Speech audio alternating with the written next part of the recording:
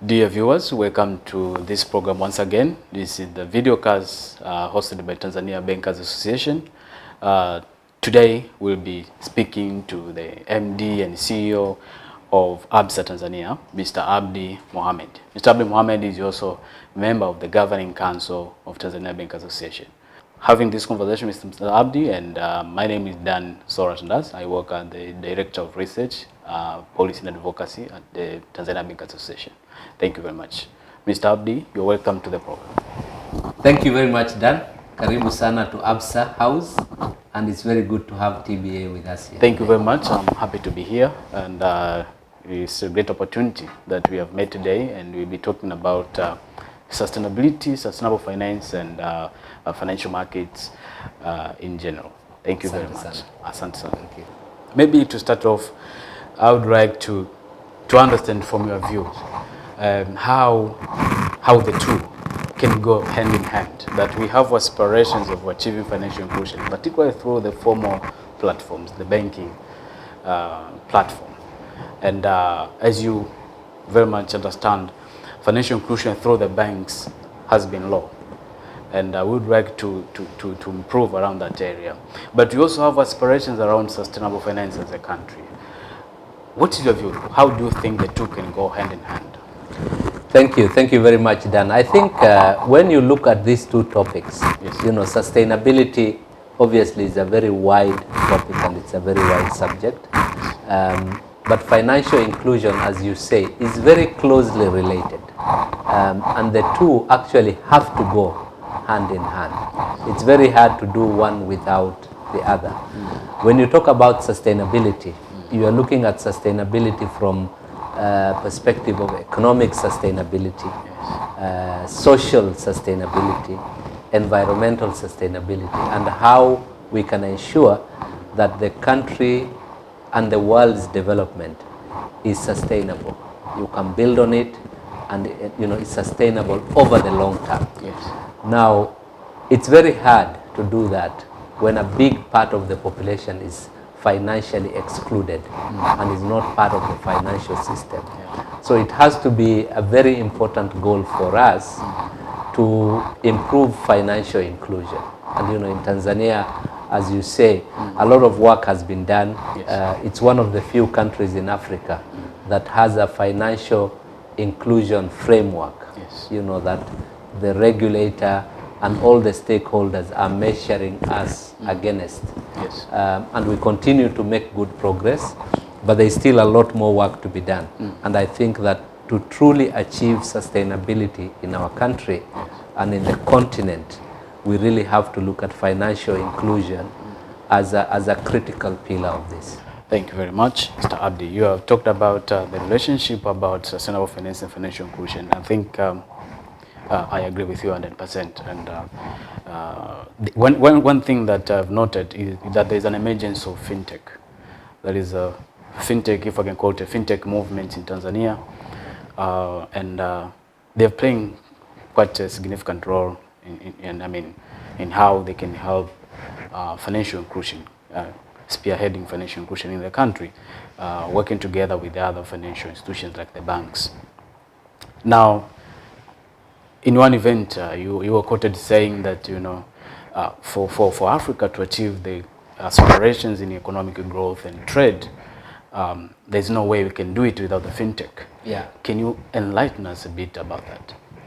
I think the fintech community plays a very, very important role in Africa. Yes. And this region, especially Eastern Africa, has been hotspot, you know, even globally recognized as an area where there is a lot of fintech activity, and the startup community has done a lot of innovation that essentially presents an opportunity for us in the banking industry to partner, to work with them, and to really look at the next generation of banking products and services, and how that can be done not just in the traditional banking environment, but also working very closely with fintechs. Yeah. And you know, the fintech organizations in Africa are recognized, including by the UN. You know, UNCTAD issued a report I think it was in August of 2022, that looks at the growth of the fintech economy in Africa. And really, you know, if there is one thing that really presents an opportunity for us to move from the commodity phase of the continent to a knowledge-based economy, is really to look at what's happening in the fintech world. Now, you would have seen most major banking and financial institutions in Tanzania, including ourselves, have done some work to partner with the fintech community. We work with them on innovation. We help them, especially from the early startup phase. And we've done a number of competitions. You know, in our case, we've partnered with an entity called Startup Resio that, you know, comes out of India, that has done a lot of work in the fintech space in Africa. And we've helped quite a number of startups through competitions, through mentoring, through taking some of their own initiatives and solutions in the bank and helping them to test it out. And I think there is a real opportunity there for good partnership and really working together. Thank you very much. Just a follow-up question. I think we have noted that young people are so much into fintech as well. And since we are talking about sustainable finance, it's very critical to empower the youth and the initiative that they come up with, because they are the future. And so that's very important. In one of the studies that we did, we were actually asking if banks have a financial facility for startups. And most of these fintech startups, most banks who are of the view that, you know, it's a bit difficult to finance startup because of the lack of history and all these reasons. What do you think are the other opportunities that banks can support the fintech ecosystem, the fintech?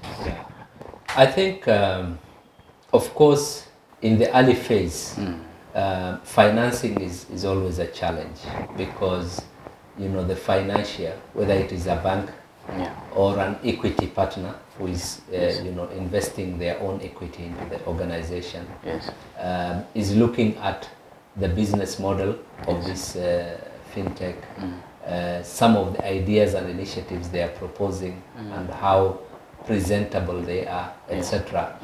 And in helping these startups, you know, cross that early bridge, the most important thing is the help with, you know, presenting the financials, presenting the business model. And some of these competitions that we've helped, you know, prepare here in Tanzania, some of those mentoring type of sessions that we have provided, is to try and get the startup into a space where they can actually present their idea properly and in a way that is understandable to financiers. So that is one big step. The second one is connection and providing the network. There are a lot of investors in the world globally who are ready. I think there's hundreds of millions that has gone into the African fintech community.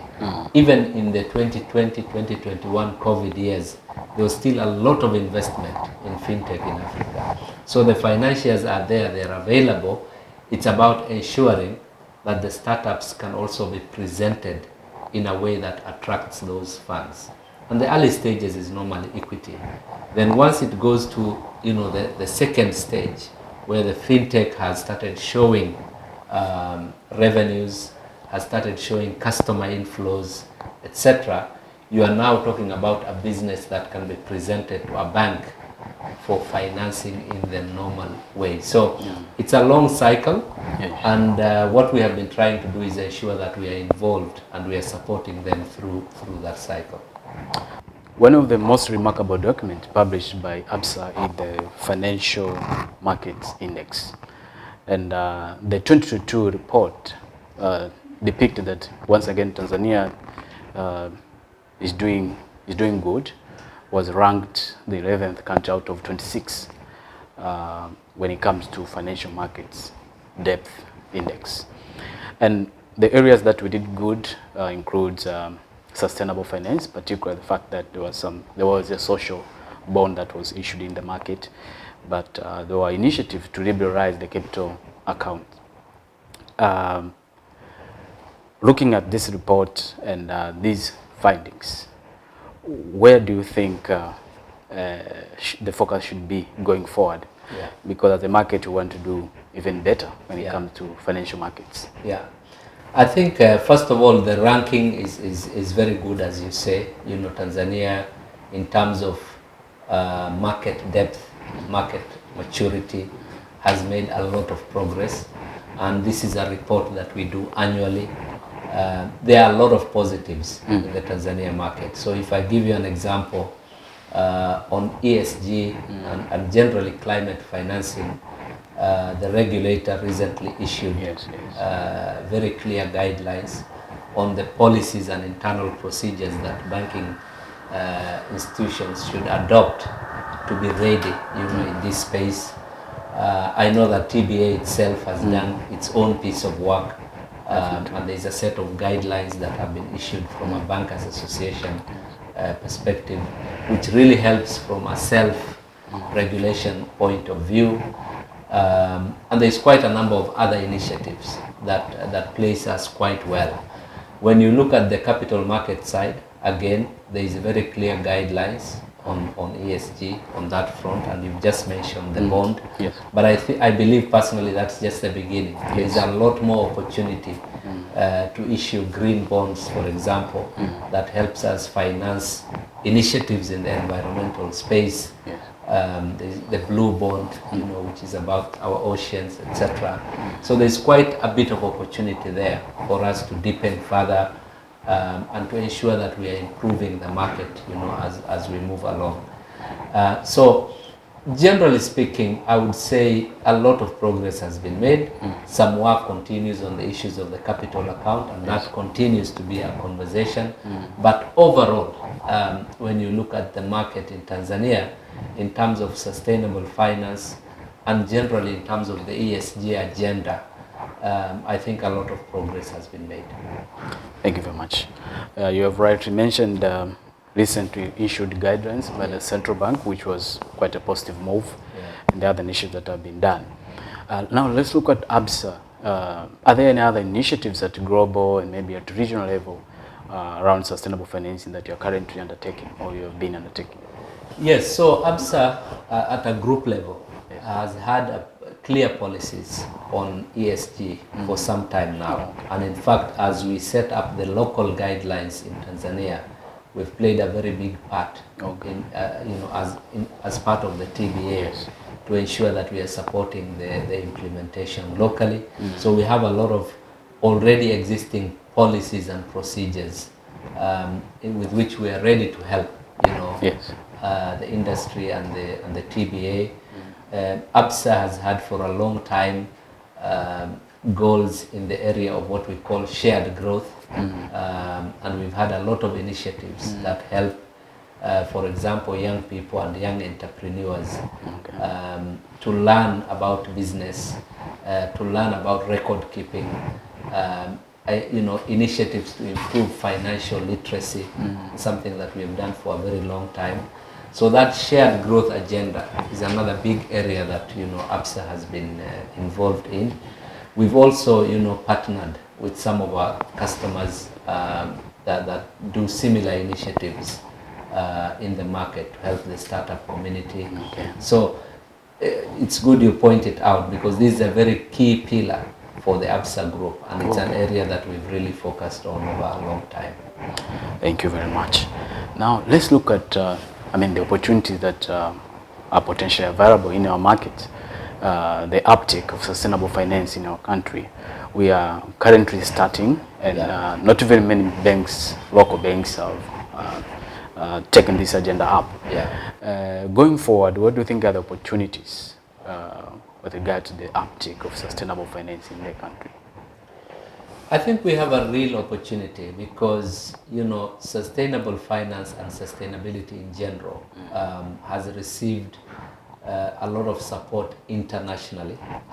When you look at the various accords that have been signed, the various commitments that have been made globally, there is a lot of support, and that presents kind of an umbrella that is a good opportunity within which to operate. But when you come down and you look at the country level, some of the initiatives that Her Excellency, the President, has led, if you look at the messages and the speeches he has made in Glasgow, quite recently, I think in Egypt, and some of the work that is being done nationally by the Tanzania government to ensure that sustainability is at the top of the agenda. Again, that provides a lot of local context and support for the industry. And then lastly, now the guidelines that have just been issued really presents us with an opportunity to now, at a bank level, every one of the banks, to look at our products, our solutions with the sustainability lens and say, how can this be part of a successful sustainability journey for the country? And I think there is really a lot of opportunity. And in my opinion, it's not something on which we have a choice as an industry. I think the faster we adopt sustainable financing as our general approach to financing in the world, the better it will be for the industry, because it presents an opportunity where we grow together with our customers, and that's customers from all sectors. We have an opportunity to grow together. We have an opportunity to grow together with the economies within which we do business. So if Tanzania does well, if the citizens of Tanzania are doing well, it is good for the industry, because then you get more business. And it's a self-fulfilling system that continuously becomes more successful, as opposed to doing a short-term transaction where you might profit, but you lend to a project that has negative consequences, either social consequences or environmental consequences that impact the long-term sustainability of the economy. So I think it's a very interesting topic. As you say, we are just at the beginning as an industry, but I think there is a good traction, there is good progress, and I think that it presents real opportunities. Thank you very much. And the role of private sector is very critical if we have to achieve sustainability in general.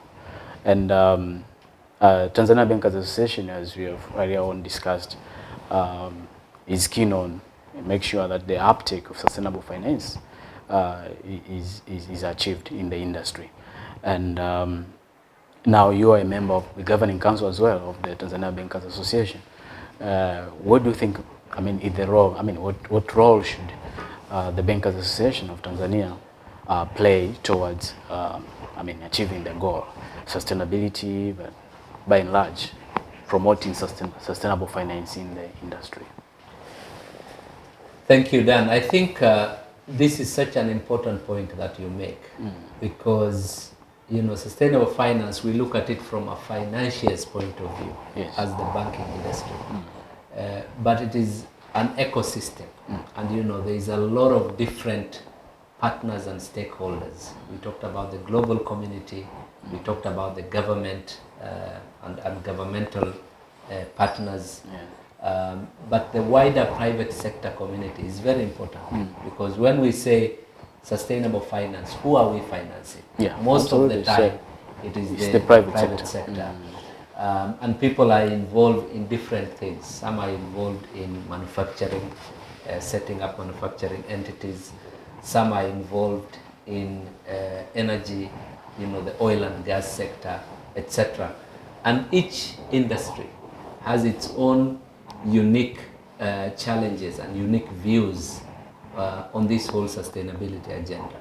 And so I think one of the things we have to do as a banking industry is to engage and to ensure we are holding enough conversations and seminars and meetings with different sectors to see what are they dealing with from a sustainability perspective, and how do we map it into the financing component, then you're really talking about the whole ecosystem working together towards sustainability. And I think that's a brilliant question. Thank you very much, Mr. Abdi. Do you think there are any challenges that, the sector might face or the economy at large when it comes to achieving sustainability and sustainable finance in this case? Of course, I think the one of them is awareness. It's a concept that has been around for a while, but generally speaking, it depends on the geography and it depends on the level of awareness in a particular community, in a particular economy. Yes. And I think that's one of the challenges. We have to make sure we are continuously communicating. I think ensuring that there is a good balance between the short term and the long term is another challenge. There are times people might feel the sacrifices that it requires in the short term versus balancing it against your long term objectives. I think those will need to come out in the conversations. But overall, I think if all the stakeholders in the global national ecosystem work together, I think there is a real opportunity. And as I always say, over time we won't have much choice. So the earlier we get started and start working on it, the better for everybody. Thank you very much, Mr. Abdi, for your time and for having a very great conversation. Thank you so much. Thank you very much for the opportunity as well. Very nice having you here. Thank you so much. Thank you very much.